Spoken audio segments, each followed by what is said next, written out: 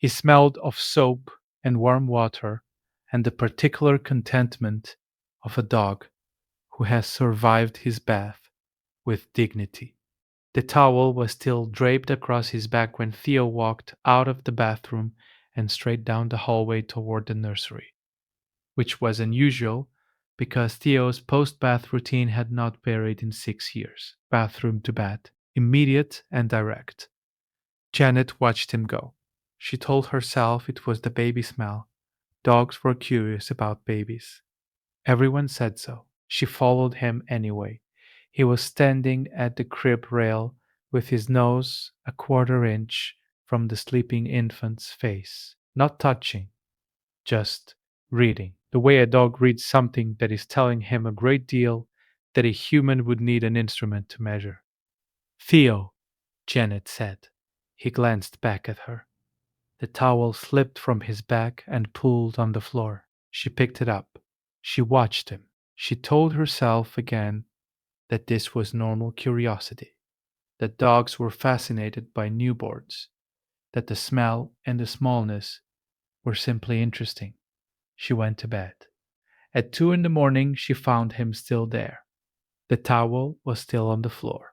Theo had not moved from the crib rail. His position had changed slightly. He was lower now, his chest nearly level with the mattress, his nose still working steadily at the air around the sleeping baby. Janet stood in the doorway for a long time. She was a practical woman, a pediatric respiratory therapist, as it happened, which meant that she was also the last person in the world who should have needed a dog to tell her what she was now beginning to understand she might have missed. She turned on the nursery light. The baby's color was slightly off. Not obviously, not the kind of thing you'd see in a dim monitor image from across the hallway. The kind of thing you'd see if you were standing 14 inches away with your nose pointed at the right place, the way a dog would be standing. She got the pulse oximeter. The reading made her sit down on the nursery floor with the device in her lap and look at Theo for a long, quiet moment. The number was not immediately dangerous. It was wrong. It had been wrong for some period of time, long enough that she needed to make a call, long enough that the call was not a question. The pediatrician on overnight call was at the hospital within the hour. The RSV diagnosis took 20 minutes to confirm. The oxygen support was in place before 4 in the morning. Caught early, the doctor said. Very early. In a child this age, this presentation can escalate fast. The fact that you caught it at this oxygen level rather than lower, that matters. Janet looked at Theo, who was sitting in the hallway, being kept from the room by the nurse's gentle redirection. I didn't catch it, she said. The doctor waited. My dog did. She explained the bath, the departure from routine, the vigil at the crib rail, the 2 in the morning check that happened only because Theo's unusual presence in a room had made her uneasy enough to look. The doctor was quiet. Then he said, You know the olfactory science on this. I do now, Janet said. She knew about seizure alert dogs. She knew about cancer detection. She had read professionally about the capacity of a dog's nose to identify biological changes that human instruments could not. She had filed that knowledge in the category of fascinating and not directly applicable to her life.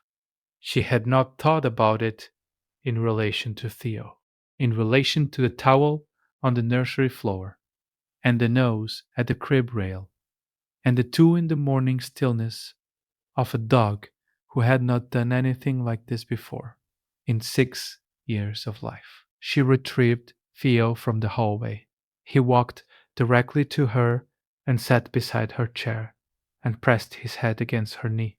She put her hand on his damp fur, still a little soap soft from the bath that had started all of this. You were already telling me, she said. I just didn't know how to listen. He exhaled once, slowly, and settled against her leg. The baby came home 3 days later. Theo walked to the crib on his own, sniffed the air for approximately 30 seconds, and then turned and went to lie down in his own bed. He slept solidly for the first time in 6 nights. Janet's husband asked her what had changed, why the dog was finally resting. She told him. He was quiet for a while. Then he said, "So the bath was the alarm. The towel on the floor was the alarm," Janet said. "I just didn't read it right."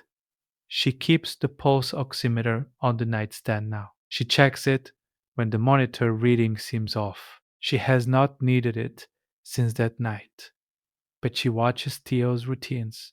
She pays attention to when he departs from them.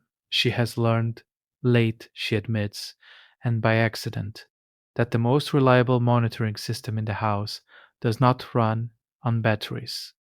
It runs on something much older than batteries, and it only asks to stay near the ones it's watching over.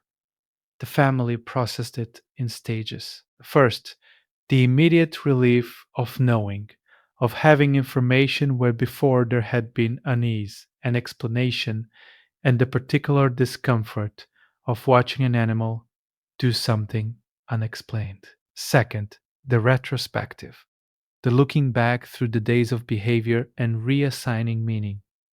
This moment was not play, it was alert. This moment was not territorial, it was navigation. The rereading happened over dinner, over the drive home from the clinic, in the quiet of the nights that followed. Third, the question that did not have an answer, and that they found they did not need answered. How long had the retriever known? Not known, detected, responded to, done the thing. The research existed. They found it in pieces over the following days. Studies on canine olfactory detection of blood glucose. Studies on animal alerting to seizure precursors. Documented cases of dogs identifying respiratory changes, cardiac events, bacterial infections, all before human instruments registered anything wrong.